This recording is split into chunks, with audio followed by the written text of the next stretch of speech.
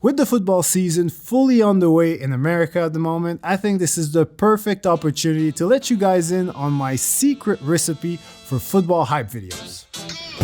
I gotta make it just for my kids and for their kids, just kids, that's wealth years and years. Promise my brother soon as he out and finish this bid, we finna do it bigger than anybody ever did. The odds is real big, jobs that's real big. Say trying a little, my God is real big. Stayed up on the grind on the cars is real big. I gotta do it big, the only way that I can live.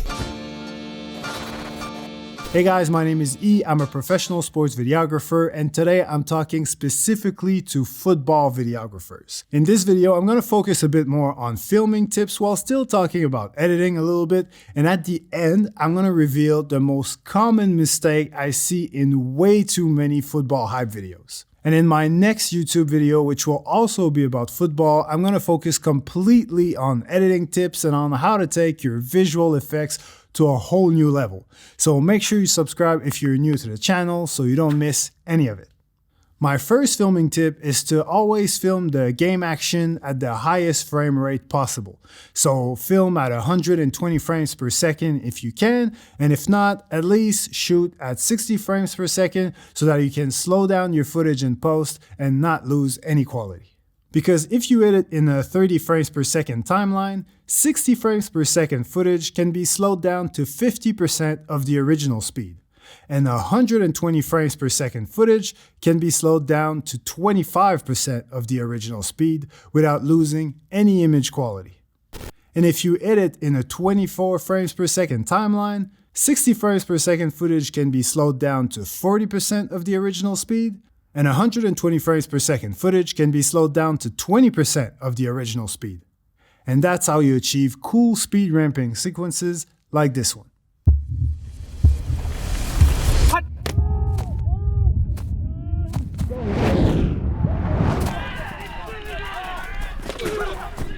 My second filming tip is to keep your shots fairly wide. I personally do that because I like to do a lot of tracking in post. I like to track passes. I like to track people running with the ball. And to do an effective tracking effect, you need to have your subject in the frame at all times. So this can be very tricky if you're filming real tight. So by being a bit wider, it gives me a bit more room to play with. So I can guarantee that the ball will always be in frame. It will help me get a much better result with my tracking effects.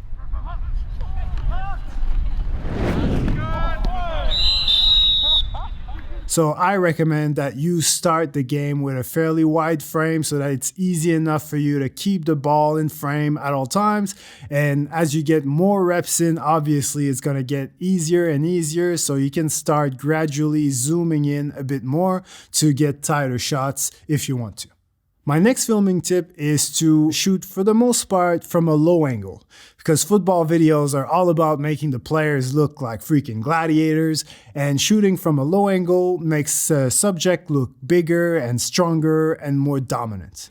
Not only that, but it also gives the viewers a perspective that they rarely get during a traditional football broadcast. And for that reason, it pulls them in straight away and makes them feel like they're part of the action. You also want to capture players' faces as much as possible, and I'll talk a bit later on about shot variety, but for now just understand that the more front-on shots you got, the better it is. So if you're filming the offense and they're in the scoring position, ideally you want to be at the back of the end zone so you can see the players running towards you. The rest of the time you want to be at least 10 yards in front of the line of scrimmage, or even more if it's a third and long situation. I also recommend that you shoot in manual focus from time to time, especially if you're trying to film the quarterback, because inevitably there's going to be a lot of players running through your shot, and it's going to be extremely difficult, if not impossible, to stick focus on the QB if you're in autofocus. So basically, don't be so afraid to fail and give manual focus a try. I guarantee you, once you get used to the speed of the game, it's actually not that hard, especially if you got focus peaking on your camera. Focus peaking is a real-time focusing aid that highlights peak contrast areas with a false color overlay in your viewfinder. This is very helpful to determine what part of the image is in focus while you're shooting. My next tip is to film from various angles and various perspectives. And I know I just talked about filming players from the front and from a low angle, but that doesn't mean you have to do it all the time, because shot variety is very important. For example, wide shots from a high angle are great establishing shots. They let the viewers know straight away where we are, who's there, and what we're doing. It's also the best way to let your viewers know in a second how far the ball is from the end zone. So high, wide angle shots are great storytelling tools, but at the same time, not that necessary if you're going for pure highlights with no story at all.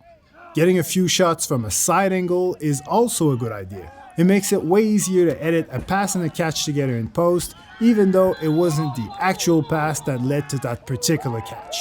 And it also allows you to mix and match some runs with a few fast cuts.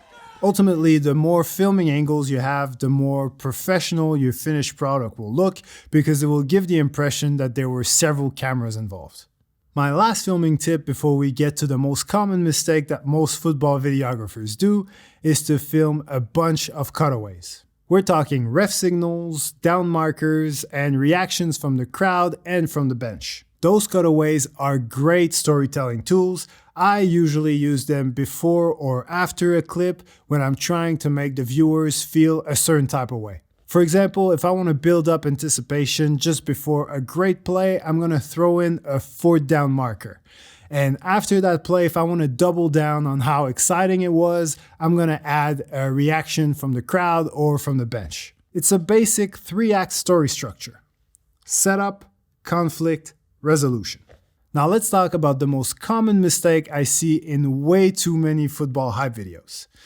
Are you guys ready? Because this one might sting for some of you.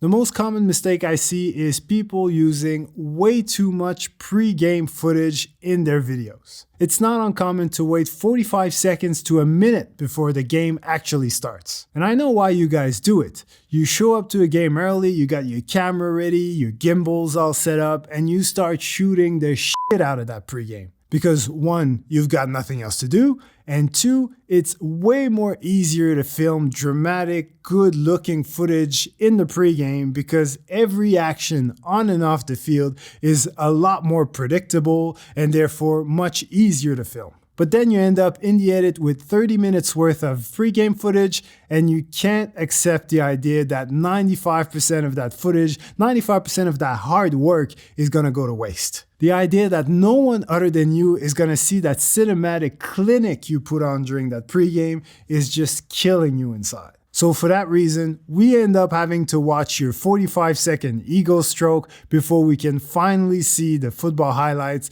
that we actually wanna see. So my advice to you is this: don't just film the pregame for the sake of filming, film it with a purpose. Of course, you want to capture the players running out and some of the warm-up as well. But when it comes to the cheerleaders and the fans, I would try to shoot extremely tight close-ups that don't give away the fact that this was shot before the game. That way you can use those as cutaways during your game highlights. Also, keep in mind that you don't need to shoot that much, especially not during the warm-up. So instead, use that time to actually look around and pick the best spots that will be good for you to film from during the game.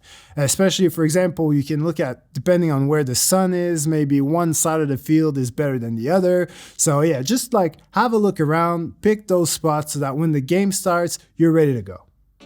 And speaking of being ready, make sure you go watch the video on your screen right now to get more help from me with your football hype videos, and I will see you guys there.